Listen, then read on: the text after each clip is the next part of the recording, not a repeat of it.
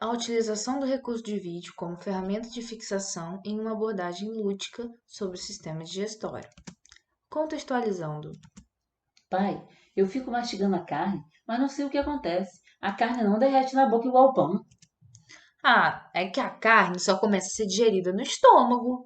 No estômago existem enzimas específicas para a metabolização da carne, como por exemplo a pepsina.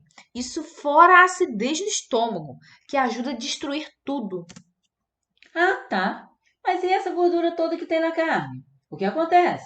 A boca da gente fica toda gordurosa. Depois que o alimento sai do estômago, ele é chamado de quimo. No caminho, ele passa pelo duodeno, onde a bile fragmenta a gordura. É como se a gordura fosse diluída, para depois ser quebrada e absorvida. A gente ainda tem que absorver isso tudo? Eu pensei que era só comer. Ai, muito trabalho. É claro, se fosse para comer em vão, a gente nem comia nada. É para isso que as microvelocidades do intestino servem. Elas meio que capturam os nutrientes. Ai, pai, é muito complicado. Como que é possível acontecer isso tudo com a carne? Se bobear, a comida anda mais que eu. O caminho que o alimento faz pelo nosso corpo é basicamente esse. Aperte o play!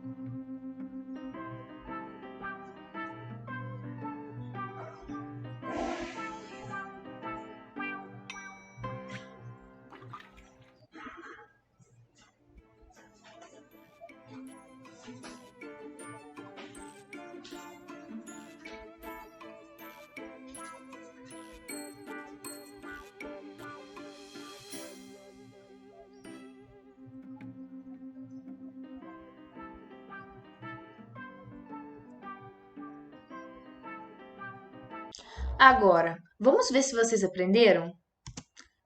Treinando.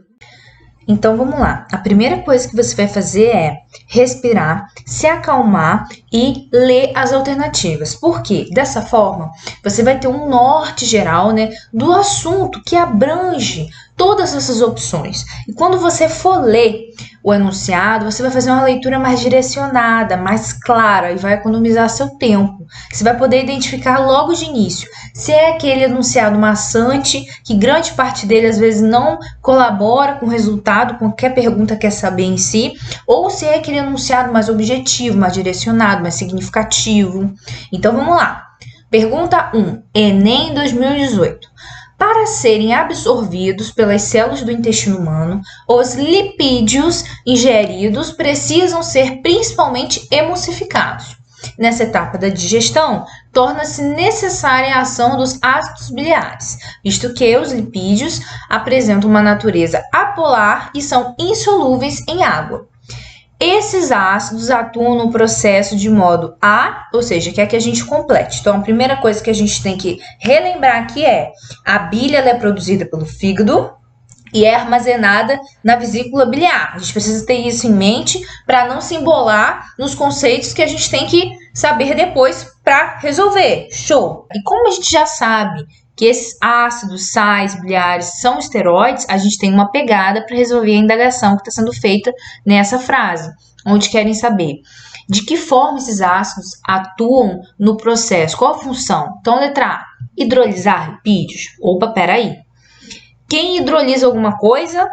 Enzimas. E no que se refere aos lipídios, as enzimas que hidrolisam lipídios são as chamadas lipases. A gente tem que ter em mente que uma coisa é diferente da outra, porém, a bile possibilita uma ação eficiente das lipases, que vão hidrolisar os lipídios após eles estarem fragmentados dentro do nosso organismo. Então, beleza, entendemos que essa alternativa não responde o que está sendo indagado. É uma outra coisa de um assunto complementar. Agora aqui, letra B. Tem a função de agir como detergentes? Sim. Mas vamos analisar melhor no slide seguinte. Vamos partir para C. Tornar os lipídios anfifílicos. Gente, peraí. O que é ser anfifílico? É você ter uma bipolaridade. E quando a bile age no lipídio, ela não modifica a natureza do lipídio, não. Ela só vai fragmentar, né, diluir a concentração de lipídios que estão unidos um ao outro. Vai tornar uma grande bolota de lipídios, de gordura, em várias bolotinhas. Então, isso aqui está errado. D. Promover a secreção de lipases. O que são lipases? Enzimas. E nós sabemos que lipase é uma coisa que sai de um lugar e bile é outra coisa que sai de outro lugar. Por mais que uma coisa complemente a ação de outro. Beleza. E a última alternativa é estimular o trânsito intestinal dos lipídios. Gente, isso daqui é a alternativa mais nada a ver.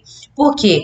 O trânsito intestinal depende de diferentes fatores. Só que a bile em si não está envolvida diretamente com o peristaltismo, tá? Então vamos entender agora por que a B é a correta. Como os sais biliares são anfifílicos, ou seja, apresentam uma bipolaridade, podemos notar que na estrutura, ó, a gente tem uma ponta apolar, ou seja, que apresenta carga e interage com a água exatamente por conta disso, e a parte apolar, que algumas pessoas chamam de parte neutra. Essas partes, elas tendem a se agregar, ó, com as respectivas partes, apolar e as outras partes apolares. Exatamente por conta disso, há a formação de micelas, onde todas as partes polares são voltadas para fora, isolando um fragmento da gordura. E é assim que uma grande bolota de gordura se transforma em várias bolotinhas, que aqui nós estamos denominando de gotículas. Pergunta 2, no mesmo esquema, tá, pessoal? Vamos lá, Enem 2015. Uma enzima foi retirada de um dos órgãos do sistema digestório de um cachorro e, após ser purificada, foi diluída em solução fisiológica e distribuída em 3 tubos de ensaio com os seguintes conteúdos. Tubo 1, carne. Tubo 2, macarrão. E tubo 3, banho. A gente já pode traduzir isso aqui para ficar um pouco mais claro. Tubo 1, maior quantidade de proteína. Tubo 2, carboidrato, amido, etc. E tubo 3, banha. Continuando, em todos os tubos foi adicionado ácido clorídrico e o pH da solução abaixou para um valor próximo a 2. Além disso, os tubos foram mantidos por 2 horas a uma temperatura de 37 graus. A digestão do alimento ocorreu somente no tubo 1. De qual órgão do cachorro a enzima foi retirada? Primeira coisa, aqui não está importando se esse órgão seria de um cachorro, de um ser humano, que nesse contexto tem a mesma funcionalidade. Na primeira parte do enunciado, não nos diz muita coisa. A gente só pode, traduzir para uma forma mais clara, para a gente ter um fio de meada para responder. Mas aqui nessa linha, a resposta já é dada de graça. Vamos parar para pensar.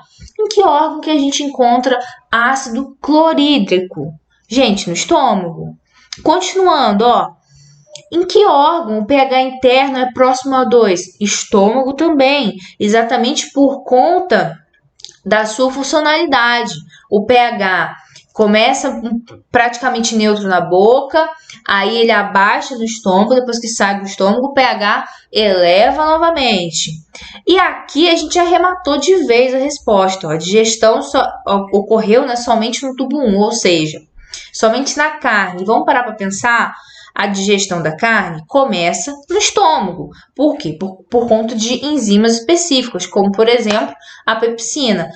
Diferente do macarrão, começa na boca, diferente da banha, que a gente já viu mais ou menos como é que acontece na pergunta anterior. Então, aqui a gente já pode assimilar de forma prática que é o estômago. Para fechar, a pergunta 3, Enem 2013.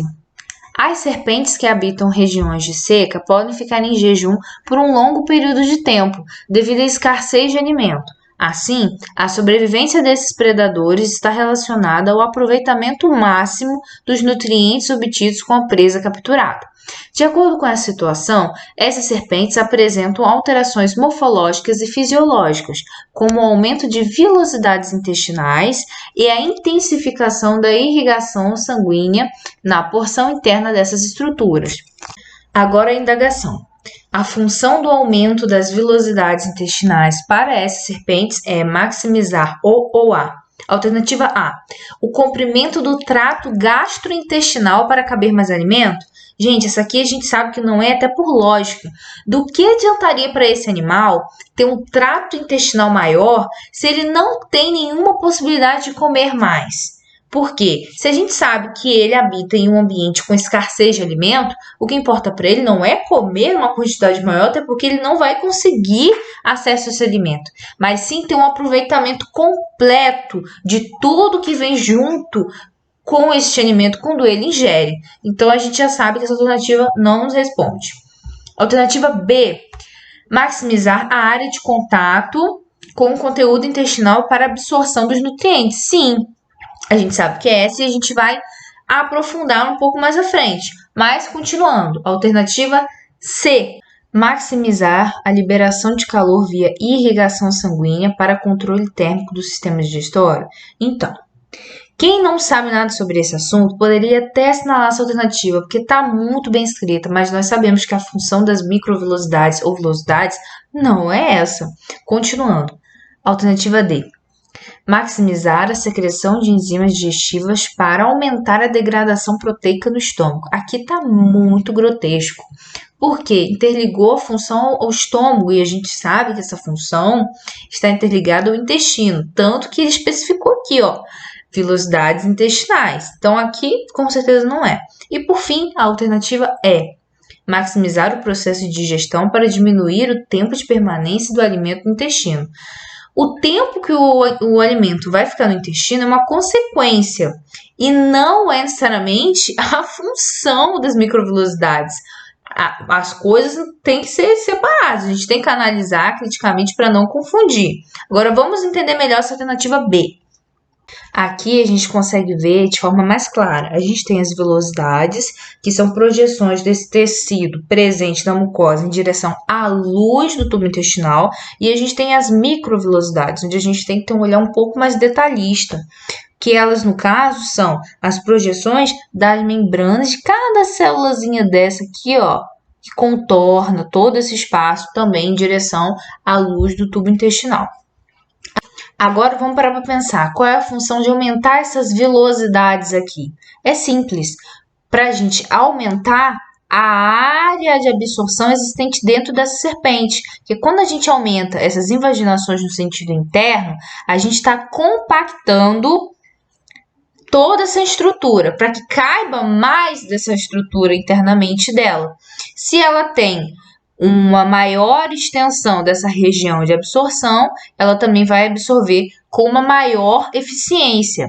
Logo, ela tem uma maior área de contato dessa superfície com o alimento que passa nessa parte da luz do tubo.